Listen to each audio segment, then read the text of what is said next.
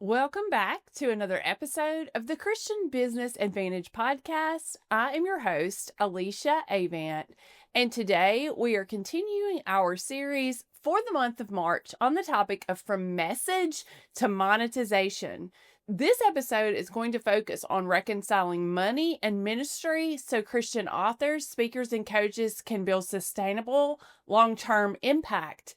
And today's episode is titled Charging Confidently as a Christian Leader. Remember, we have been talking about clarifying your transformation, creating aligned offers, and building a simple sales ecosystem.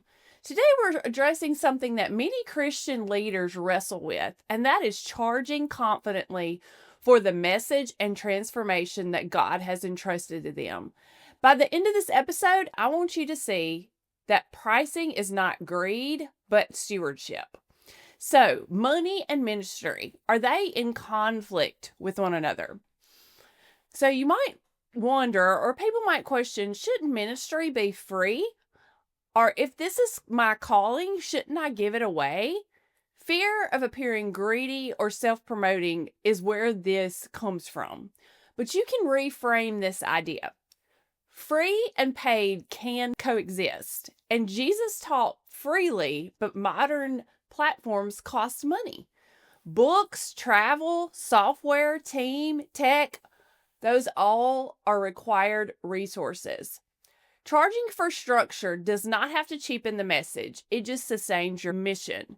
So you kind of have to make the distinction between the gospel is free, but access to structured transformation, time, expertise, and accountability has value. You cannot serve long term if you are constantly exhausted or financially strained. So it's very real that you can be burnt out from undercharging because you are going through that cycle constantly of feeling like you don't have enough. And you can become resentful when you're pricing your services or whatever it is too low. And also the other thing is you don't have the money to reinvest in growth that you need in order to succeed and keep on.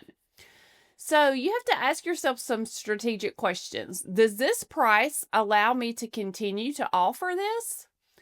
Does it reflect the time, the expertise, and the transformation that I provided? And can I pay myself and reinvest in the business if I charge this amount? Underpricing is not humility. It can be poor stewardship. So if your pricing keeps you stuck, it limits the very people that you're called to serve. There is a cost for staying small. So think long term. What happens if you never raise your rates, you never build in reoccurring revenue, and you stay dependent on one-time book sales? Remember, we talked about I think it was last week's episode, that like with the book, you can only make a small amount. Like, for example, my books, I pay $2 for an author copy, meaning I ordered the author copy.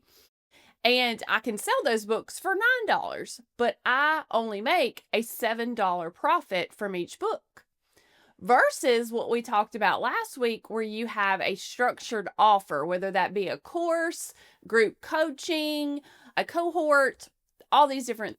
And so one-time inspiration cannot sustain a long-term calling. You have to be able to survive. So shift from short-term sales to legacy thinking. You need to think about building margin, planning for those slower seasons or slower times in your business, investing in support. You might need a VA like myself. You might need tech. You might need coaching. And so you can create predictable revenue streams.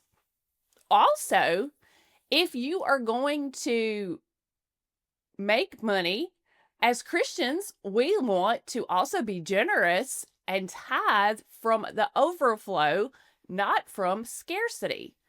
We have to think like a CEO, not just be creative. So stewardship means planning for longevity, not just surviving your next launch. So here is some practical confidence shifts that you might need to make. Number 1, separate your worth from your pricing.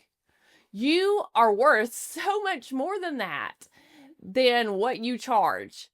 So remember, the Lord is the one, and the fact that we are God's people and daughters of the King that make us valuable, not what we charge.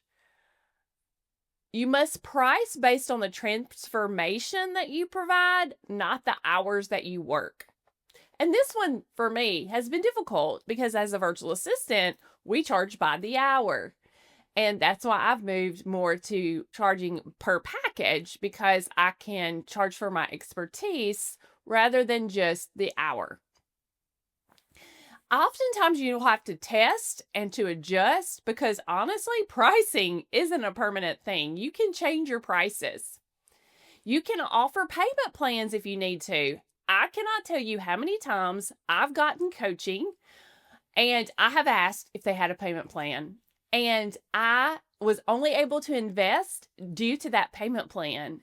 So there are people that will invest if they have that option to pay you over time. And of course, it should go without saying, but pray over your pricing, then stand by that pricing confidently.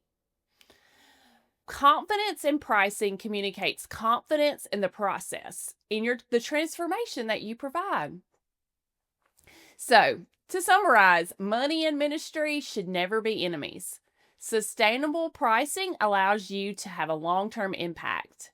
And being a financial steward honors the calling that God has given you.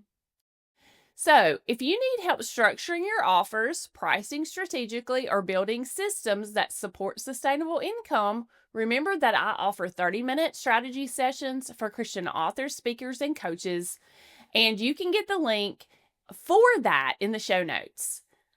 We'll have one more episode next week because this is a 5-week month. And so we'll have a final episode next week on the podcast, and I can't wait to share that with you then. Thanks for listening.